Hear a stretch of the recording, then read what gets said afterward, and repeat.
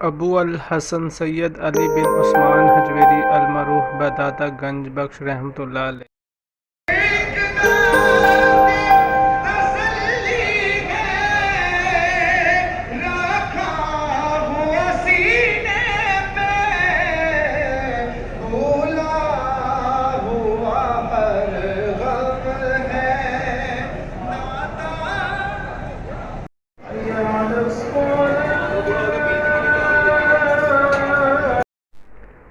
السلام علیکم ناظرین، حضرت داتا گنج بخش رحمۃ اللہ علیہ کا 979واں عرس آج سے شروع ہو چکا ہے۔ اولیاء کرام نے افکار و تعلیمات کو مکمل طور پر احکام شریعت کے نہ صرف تابع قرار دیا بلکہ تصوف کو شریعت کا امین اور نگہبان بنا کر پیش کیا، اور یوں برصغیر میں ایک ایسے اسلامی مکتب تصوف کی بنیاد رکھی جس کی بلندیوں پر ہمیشہ شریعت و طریقت کا پرچم لہراتا رہے گا۔ شہر لاہور کو بہت سی علمی، ادبی اور سیاسی فضیلتیں حاصل رہی ہیں۔ لاہور کی تہذیب صدیوں پرانی ہے۔ برصغیر پاک و ہند کی سیاسی اور سماجی تاریخ میں لاہور شہر کو ایک خاص مقام حاصل رہا ہے۔ لاہور شہر میں بہت سے اللہ والوں نے بسیرا کیا ہے۔ یہ بزرگ واقعی اللہ کے برگزیدہ بندے تھے۔ انسان دوستی اور خدمت خلق ان کا وظیفہ تھا، اور ان عظیم ہستیوں نے ساری زندگی اسی کام میں گزار دی۔ یہی وجہ ہے کہ ان پاک ہستیوں کی زبان سے نکلے ہوئے حروف دلوں کو مسحور کرتے چلے گئے، اور انسان تعصبات اور تفرقوں سے نکل کر وحدت کے سفر پر آگے بڑھنے لگا۔ ہر انسان سے ایک ساتھ سلوک کرنے والے اللہ کے ان نیک بندوں نے رنگ و نسل کی تفریق کیے بغیر ہر ایک کو محبت سے گلے لگایا ہے۔ یہی وجہ ہے کہ صدیاں گزر جانے کے بعد بھی آج اس دھرتی کے لوگ ان سے والہانہ محبت کرتے ہیں، ان کی ہر ادا سے پیار کرتے ہیں، ہر قول پر سر تسلیم خم کرنا اپنے لیے باعث فخر سمجھتے ہیں۔ یا یوں کہنا چاہیے کہ یہ دھرتی مرشد لوگوں کی دھرتی ہے۔ یوں تو لاہور شہر میں بہت سے نام ہیں جنہوں نے عوام کو کفر و شرک سے نکال کر ایک خدا کی بارگاہ میں سجدہ ریز ہونا سکھایا، مگر ان سب میں ایک اور ممتاز نام حضرت داتا گنج بخش رحمۃ اللہ کا ہے۔ حضور داتا صاحب کی وجہ سے ہی لاہور شہر کو داتا کی نگری بھی کہا جاتا ہے۔ آپ کا مزار لاہور شہر میں وہ مقدس بارگاہ ہے جہاں خواجہ غریب نواز جیسی بڑی ہستیاں حاضر ہو کے فیض سمیٹتی رہی۔ وہ مقام ہے جہاں انوار الہی ہر وقت برستے رہتے ہیں۔ آپ کا مزار لاہور شہر میں وہ مقدس بارگاہ ہے جہاں خواجہ غریب نواز جیسی بڑی ہستیاں حاضر ہو کے فیض سمیٹتی رہی ہیں۔ وہ مقام ہے جہاں انوار الہی ہر وقت برستے رہتے ہیں، جہاں عوام، حکمران، صوفی، عالم، پیر اور فقیر سلام کرنے جاتے ہیں، جہاں فضا میں ہر وقت اللہ کی کبریائی اور اس کے محبوب کی نعت گوئی کی صدائیں بلند ہوتی رہتی ہیں۔ داتا صاحب افغانستان کے موجودہ شہر غزنی میں پیدا ہوئے۔ آپ کا بچپن غزنی کے ایک محلے حجویری میں گزرا، اس لیے آپ کو حجویری کہا جاتا ہے۔ آپ کا سلسلہ نسب 8ویں پشت میں حضرت علی رضی اللہ تعالیٰ عنہ سے جا ملتا ہے۔ آپ کا فقہی اعتبار سے حنفی المذہب تھے۔ آپ نے ابتدائی تعلیم اپنے آبائی وطن میں حاصل کی۔ ابتدائی زندگی سے ہی روحانی تعلیمات کی طرف مائل تھے۔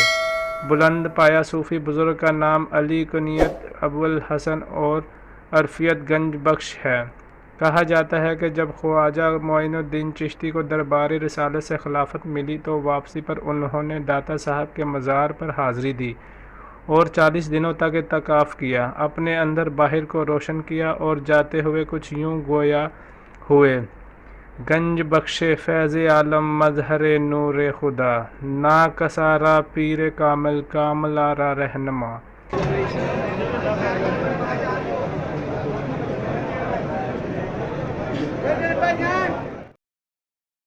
داتا صاحب نے تصوف کی تعلیم اپنے وقت کے جید عالم و صوفی ابو الفضل محمد سے حاصل کی۔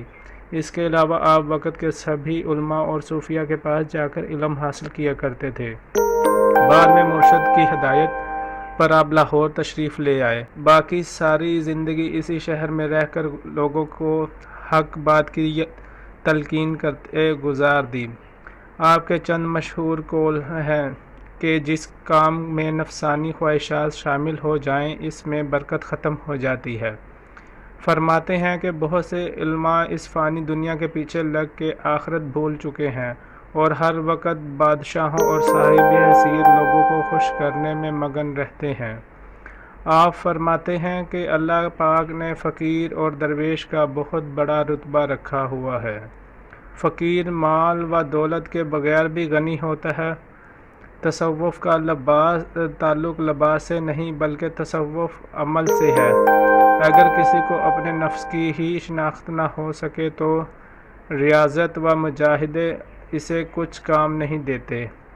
آپ فرماتے ہیں کہ دل کی حرص اور پیٹ کو حرام سے پاک رکھو۔ صوفی کا دل کدورت سے پاک ہوتا ہے۔ آپ فرماتے ہیں جس طرح جسم کو پاک کیے بغیر نماز نہیں ہوتی، اسی طرح دل کی صفائی کے لیے ذکر الہی ضروری ہے۔ فرماتے ہیں کہ اگر کوئی بندہ نیک لوگوں کی صحبت میں بیٹھے گا تو اسے بھی کچھ نہ کچھ ضرور ملے گا۔ آپ ساری تعلیمات کا نچوڑ کرتے ہوئے بیان کرتے ہیں کہ بے علم بادشاہ عالم اور بے توکل فقیر شیطان کے ساتھی بن جاتے ہیں۔ حفظان صحت کے لازوال اصولوں کا احاطہ کرتے ہوئے حضرت فرماتے ہیں کہ کم کھانے سے عمر بڑھتی ہے، خوب پیٹ بھر کر کھانا تو جانوروں کا کام ہے۔ نقطے کی بات کچھ یوں فرماتے ہیں کہ حقوق اللہ اور حقوق العباد ادا کرنے سے کوئی بھی بندہ اللہ تعالیٰ کے قریب تر ہو جاتا ہے۔ عرس مبارک ہر سال 18، 19 اور 20 صفر المظفر کو منایا جاتا ہے۔ تقریبات کا آغاز رسم چادر پوشی سے ہوتا ہے۔ 200 سے زائد روحانی شخصیات شرکت کریں گے انشاءاللہ۔ 500 سے زائد علماء، مشائخ، سجادگان، مذہبی اسکالرز کو مدعو کیا گیا ہے۔ ایک اندازے کے مطابق لاہور کی نصف آبادی نے آپ کے ہاتھ پر اسلام قبول کیا۔ جس طرح آپ رحمۃ اللہ علیہ کو غیر مسلموں میں اسلام پھیلانے کی فکر تھی، اس سے زیادہ آپ کو اس بات کی فکر لاحق تھی کہ تصوف کے نام پر وہ غیر اسلامی رسوم و رواج اور خود ساختہ غلط نظریات جو علماء و صوفیاء کرام اور دیگر مسلمانوں میں سرایت کر رہے ہیں۔ داتا گنج بخش رحمۃ اللہ علیہ کے علم و فضل، حسن سلوک، مذہبی رواداری، خدمت خلق اور سماجی خدمات نے خطے میں ایک انقلاب برپا کیا۔ لوگ جوگ در جوگ اسلام میں داخل ہوئے، اسلام کو فروغ حاصل ہوا۔ آپ کا نام ہندوستان کے علاوہ عراق و عجم اور خراسان و ایران بلکہ پوری دنیا میں مشہور ہوا۔ اس کی وجہ یہی ہے کہ آپ نے اپنی قابل قدر تصنیفات، اپنے علم و فضل، اپنی عملی زندگی اور اپنے اعلیٰ اخلاق حمیدہ سے ایک عالم پر اپنا سکہ بٹھایا۔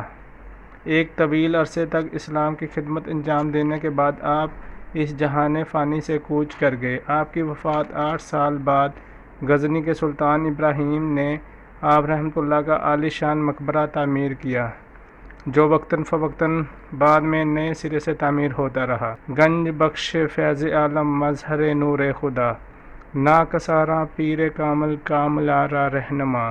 اس شعر کے ساتھ ہی آپ سے اجازت چاہوں گا۔ اللہ حافظ۔